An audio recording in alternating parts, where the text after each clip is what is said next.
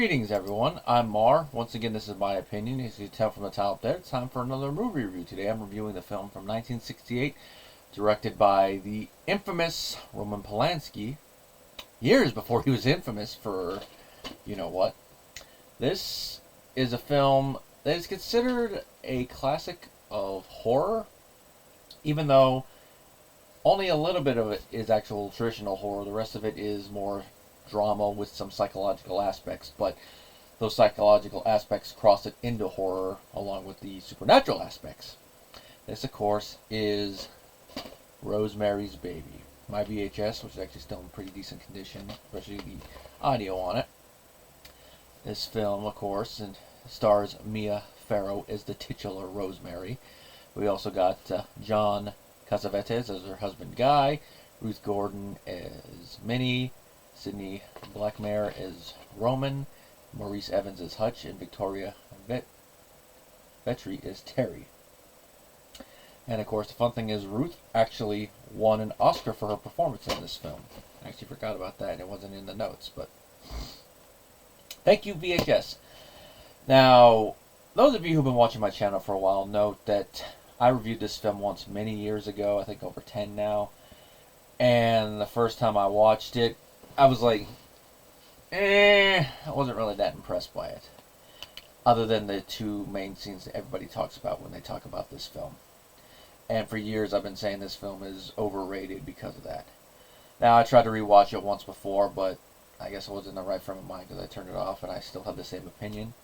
Now, years later, over a decade older since I first saw it, and rewatching it again, I will say my opinion on it has warmed a bit, but I will still say I do put it a little bit more towards the overrated and underrated category. But that being said, like with the two major moments, I do appreciate the film, and I do say that the film is important for the history of cinema.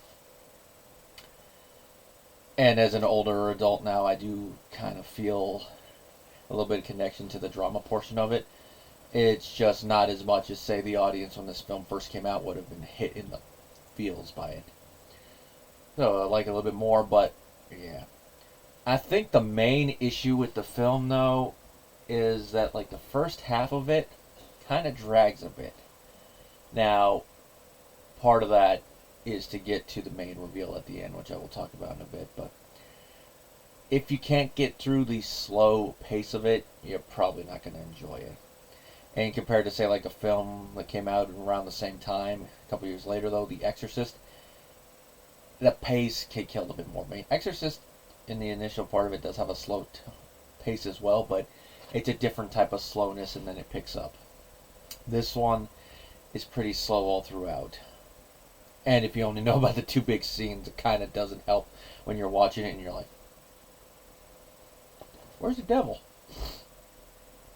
Now, this movie was made on a budget of $3.2 million, which nowadays would be about $28.9 million. So it just shows what inflation since the 60s is. And it made $33.4 million, so over 10 times its budget, give or take.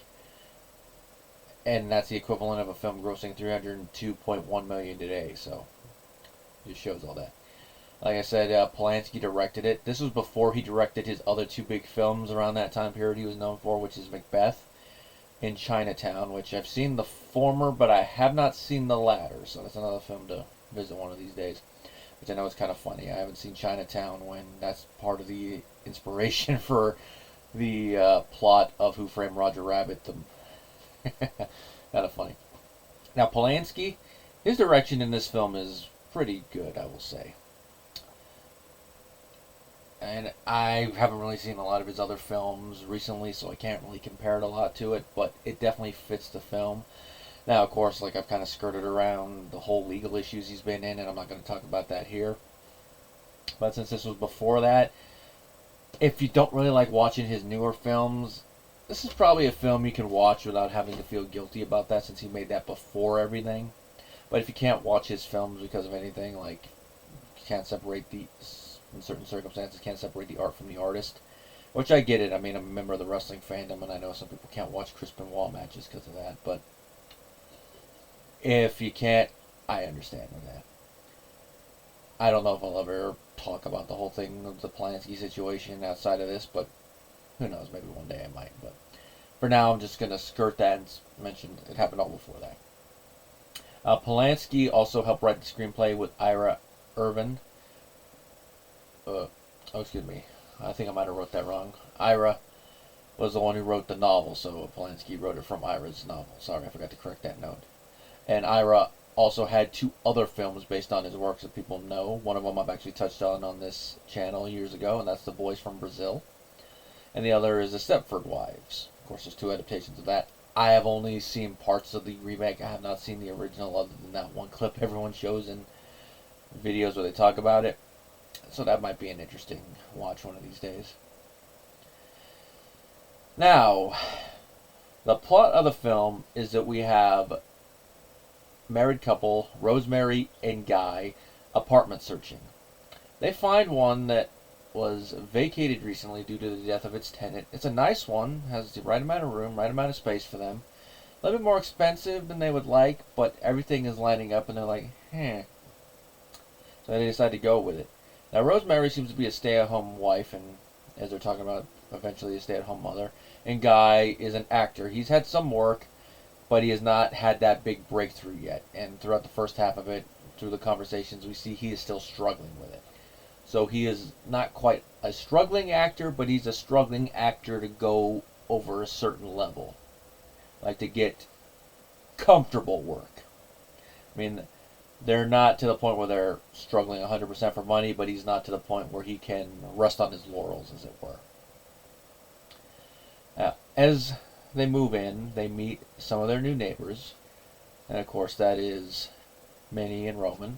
They're the old married couple that live there. And they also meet the lady that's living with her. I believe that's Terry, if I remember my notes right.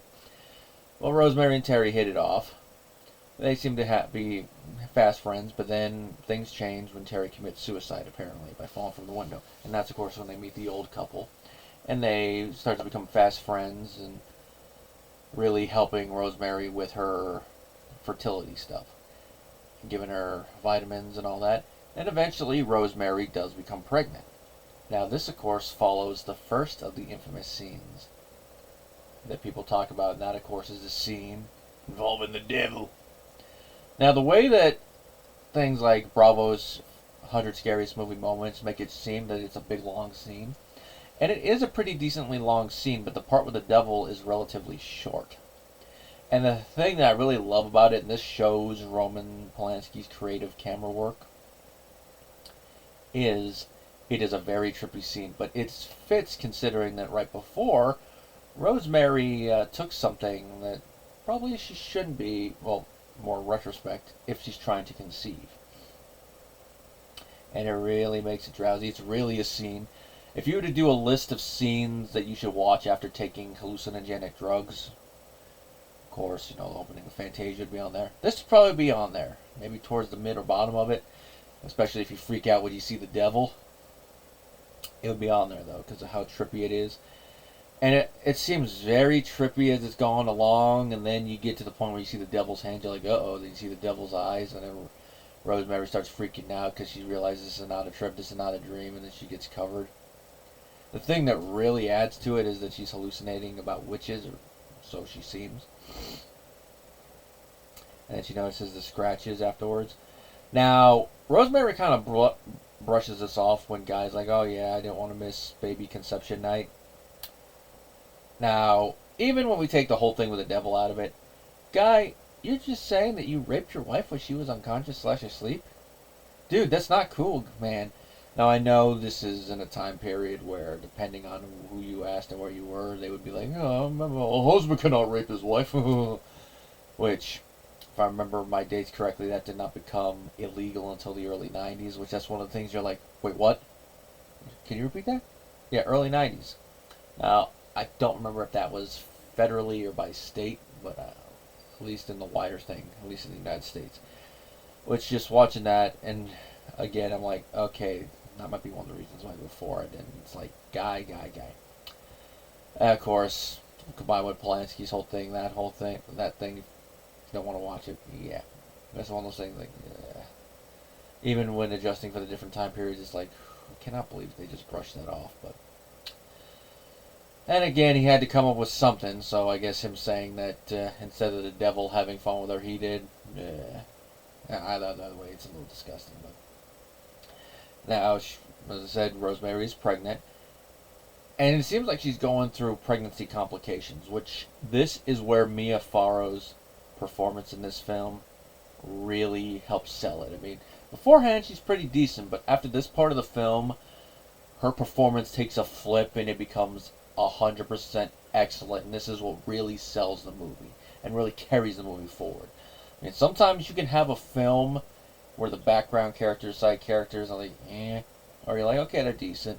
But then you get one actor or actress that just the strength and weight of their performance just carries the whole film forward. And even if you're not feeling the rest of the film, just watching that. And for this film, until from that part of the film to the end, that is what carries it, her performance. Now, with how Mia plays it, it makes it look like Rosemary's mental health is going down. So she's having postpartum without being postpartum just yet. That her pregnancy, she's having complications because of the whole trip thing. She's having hallucinations because the whole thing involving witches and covens, and the way the film is constructed makes it look like everyone else is sane and she's the insane one. Which, if you watch this film without knowing the twist, I think it probably works a little bit better, because then you're wondering, okay, what's going on? And I think that's one of the reasons why the mid-twist and in the end reveal really worked and really were felt by people around my age when this film first came out in '68, because they're like, okay, what's going on? And then the twist, which I'll talk about in a second, it just had a big emotional weight. This is one of those times where people knowing what the film is about due to the cultural zeitgeist and cultural osmosis kind of hurts it. I mean, you can say the same thing as like the novel version of Dr. Jekyll and Mr. Hyde, where everyone knows the twist, but the story isn't really about the twist. Here, it's a little bit about the twist, but it's also about the road to get there and all the drama involved. Now, an interesting little bit of trivia about that is that apparently the original cut of this film ran 4 hours long, and Polanski couldn't decide what to cut, so he had editor Sam Osteen do that.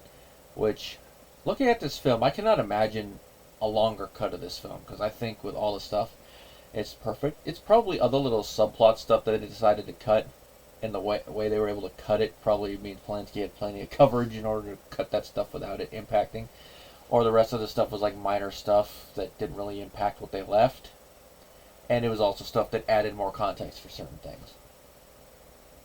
I mean, just out of curiosity, I would like to see some of that B-roll if it was still around, but it's probably not important. That would probably also mean some of the scenes were longer because of how they were edited, and then they just cut it tighter. Now, I've kind of implied and danced around a little bit, but the ending reveal, of course, is that her whole thing with the devil was not a hallucination. The whole thing with witches was not in her mind. It was true. Now, the way that they play with it, I just love this because it still plays with the whole fact that Rosemary might be hallucinating because of everything. It might be her hormones. It might be postpartum before she's postpartum. There's a whole lot of things you can plug in there. And they tell her that, hey, she lost the baby, which her mentioning she's having pain, being told by friends to get a second opinion, the whole thing with her doctors saying don't read books, which I don't know if a doctor nowadays would say that, but back in the day, from what I understand, I could see some doctors still saying that, and from what I hear about how some doctors in certain parts of the country will even talk to their female patients in certain regards, I can still see this being said, so adds a little bit more realism to it. But the whole thing with her possibly miscarriaging and then hearing baby cries, it makes you think like, okay, Rosemary's starting to really feel the postpartum here now. Her hormones have not begun to balance yet. Everything is still the same. But then she ends up going into a room where her neighbors, her husband, and the rest of the partygoers are. And she sees there's a baby in there, and it's her baby. And we find out, to paraphrase Maury, Guy, You are not the father. The father is the devil. Now, the way that it's revealed, I love this. Rosemary's looking at her baby. She's like, his eyes, what have you done to him? And the way Mia says this, just with her voice going in a slightly higher pitch and level, it's like, oh, you feel the heartbreak and the pain there with Rosemary after everything she's gone through throughout her whole pregnancy and before, only to find out that that was not hallucination in the worst possible way, that she was literally violated by the devil, and that she's essentially in a Mother Mary situation, not for a Messiah, but for an Antichrist. Ooh, you feel the pain, and Mia really does sell this. Just the way she says those words. And everyone around her revealing that he has his father's eyes. His father is Satan. And of course all the adults going, Hail Satan! Which, considering this was before the whole satanic panic thing of the 80s, it's interesting to watch these older actors go, Hail Satan. Especially since they would have been a little younger during the whole period where people were like, rock and roll, blues, that's the devil's music. Little side thing there. And throughout this whole conversation here, we find out the guy was the one who made the deal with this satanic group for Rosemary essentially to be the Mother Mary to the Messiah's inverse in order for favors. And in his case, it is to help his acting career, which is like, there's a lot of Hollywood jokes you can make there. I'm not going to make any, but you can see them there. And of course, you understand Rosemary is very standoffish with her husband after this, and apparently in the made-for-TV sequel they're actually separated because of that, but you can understand it. Now, her maternal instincts do take over when she hears a baby cry, which, regardless if the father is the devil, it is still her son. So there is that. And she is a mother to the baby. And that's where the film ends off, where, one of the ladies who is in the coven is being a little jerk to her, but one of the older ones is like, hey, be respectful to her. Which shows that after everything they put her through and all that to facilitate this birth, now that the baby's here, they're going to be a little bit more respectful to her and not do as much crazy stuff, because, hey, they got the baby, they got what they want, now you can raise it. And it's like, hey, that's the mother of our Lord's heir, you be nice to her. Basically, like she's like in a queen mother situation. Or if you really want to go back to the whole Messiah Antichrist thing, they should revere her the same way that a lot of Catholics revere the Virgin Mary. Hold her in that reverence. And the way this film ends, it's Rosemary attending to her baby, which of course is kind of where the inspiration for this cover comes from. And it is an impactful ending there when you feel it. Like I said, I think me being older watching this film again is part of the reason I feel this a bit more, even though I do not have children. It's that older mindset, watching some of the younger people in my family grow up and getting a little bit more of a worldly mindset to where I'm like, oh yeah, I feel it a bit more. There's not a whole lot of situations where I'll say, like, yeah, your opinion might 100% change as you get older. But this is definitely one of them. It's like some of the episodes of Raymond I've revisited in my review series where I might not have liked the episode. I might have been meh on it, or like, yeah, that's okay when I was younger, but I was watching it with a more adult mind. I'm like, okay, I get this a bit more.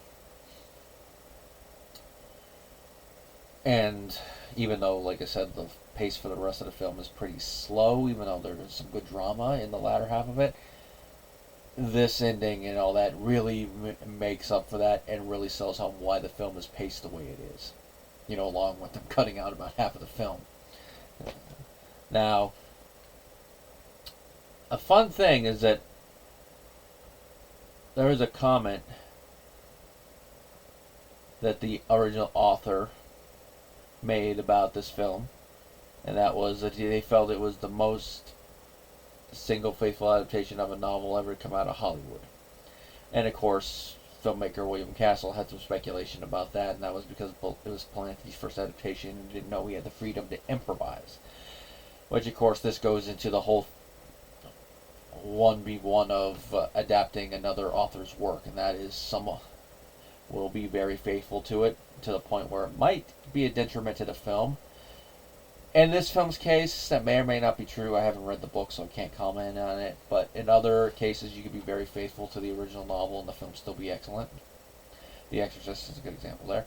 Other cases, you got to make changes in order for the film to actually make sense on screen. Because some things can work on the page that will not make sense on screen.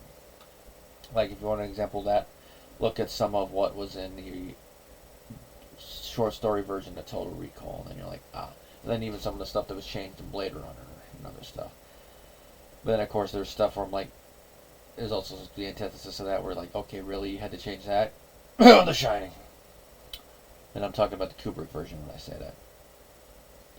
Now, Mia, like, I'm talking about her performance a lot here. She really did put up with a lot. Like, there's one scene where she ate raw liver in the movie despite being a vegetarian at the time. So she really was committed for it. And, of course, she also does the vocals on the title sequence Lullaby, which really does set the tone for the beginning. And just the way that her vocals go, the right tone and pitch for her voice over the music, it really adds a little bit to the tragedy and the end reveal. So if you think of that melody while you're thinking of the twist at the end, it really does help sell it. And then one of the scenes near the end of the movie where Rosemary walks into traffic, that was spontaneous and genuine. And Polanski told her that nobody will hit a pregnant woman. And, of course, it's real traffic. Polanski following with a handheld camera, since he was the only one willing to do it. And the thing about it is, if you watch the scene carefully, you can definitely tell it's real traffic and not staged. And it makes me wonder what some people probably would have been thinking while driving through it. Like, what the fuck? Is that Mia Farrow? What the hell? That must be filming something weird. And that's really all I got for the notes, because there's not really much else to say about the film. Like I've said already before a couple times in this review, if you cannot watch it due to Polanski, I get it. I mean, maybe I can't really see why there would be a reason not to watch it unless you take a certain side and a certain separation from the early 90s, which I'm not going to address here. That's a whole other video can of worms. If you've watched it before like I have in the past and the pace kind of killed it, I would say let some years pass and then rewatch it with a little bit more of an open mind.